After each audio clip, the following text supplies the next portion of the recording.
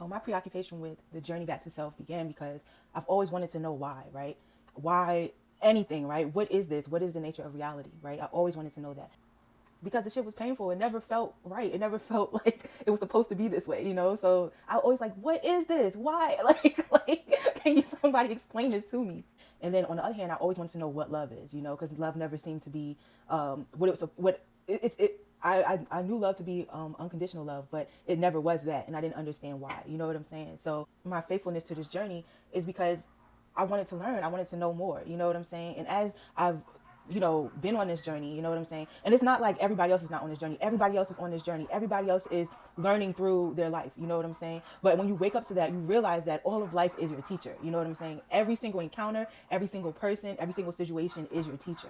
And a lot of waking up to that and a lot of understanding is allowing those things to teach us, right? Because a lot of times we stay in situations, we stay in the chaos, which is meant to teach us, right? Our own chaos, our own loops of distortion are meant to bring us out of distortion, are meant to actually teach us who we truly are, you know what I'm saying? But we get caught up in it, you know? But waking up to that is pulling yourself out of that and allowing yourself to be guided in a different way, you know?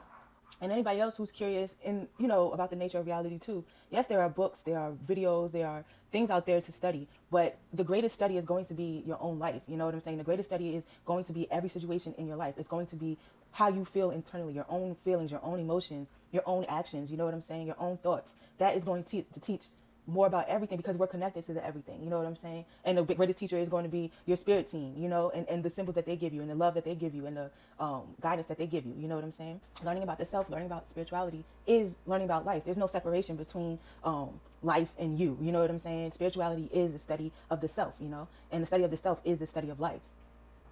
So it's not restrictive. It's not this one sliver of line of study where you have to be perfect or you have to know everything right away. Like, no, it's none of that. It's just living your life and being awake to you living your life.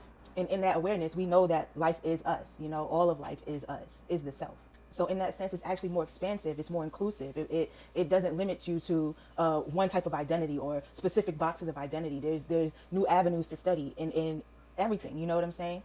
It's opening the self up to the greater reality, you know, and being aware and seeing it and knowing it for yourself. And we're constantly doing that. It doesn't stop. It doesn't. There's no destination in that. You know, it's a constant expansion, constant awareness.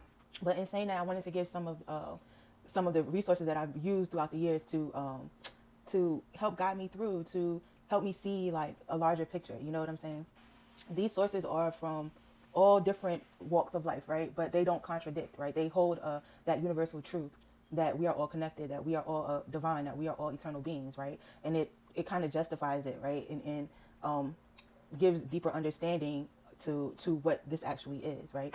And one might ask, like, how do you know? How do you know? How do you know? And it's that tuning in. It's that allowing life to teach you, right? Because it's like when you're on that journey, as you're on the journey and spirit is teaching you, you get these resources, and it's not just given to me out of thin air. One thing leads to another, and these resources pop up. You know what I'm saying? And that is from the divine as well. And so the lessons you learn through the resources, the lessons you learn through the things in your life are played out time and time again, and you see its reality as you choose to live in the way that you're guided to. So it justifies itself because you see you see it in your reality. You see what you're studying within your reality. And there are also times when you feel that confirmation within the self. You know what I'm saying? It's like an alignment.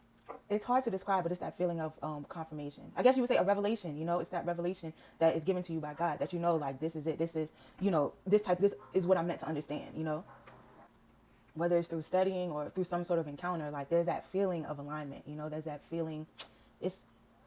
I don't know, it's like, but it's a good feeling, and it can be overwhelming, right? You can become overwhelmed with emotion, or you can feel extremely joyous, or you can feel like, everything's right. You feel like you're on the right path. You feel like you're doing the right thing, and that is going to be highly personal to you, between you and God. And these are just some of the resources I've used that rang true to me, right? But everybody's going to have their own specific type of resources that ring true to them. Everybody understands in their own way, it's specific to the person. So although we're learning universal truths, right, we're learning the nature of reality as a whole, there's so many different sources that ring true to different people. Like there's other sources out there that's going to cater to how you understand the world, cater to your lens of understanding. And allowing ourselves to be guided, it means flowing with the changes that guidance brings, right? That new understanding brings. So if we understand something, if we thought we knew about something and we realize that we're doing something that is self-destructive, right? Our choice to change to a more constructive way of behaving is going to aid in our progress. You know what I'm saying? That is the guidance that we're going to flow towards, you know? But when we stay rigid in our understanding, in our beliefs, well, we understand it, but we don't change anything, that's when we get stuck in our situations. That's when we're not allowing life to teach us, you know?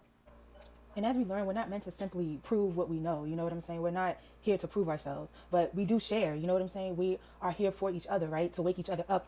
But in doing that, we're not forcing anything on anybody. We are sparks of inspiration, right? We are of the divine. We are those sparks of inspiration. So we're here to create and to share with one another. And hopefully that sharing will spark something in somebody else. Like, it's like a cascade effect. You know what I'm saying? And we are here for each other in that sense.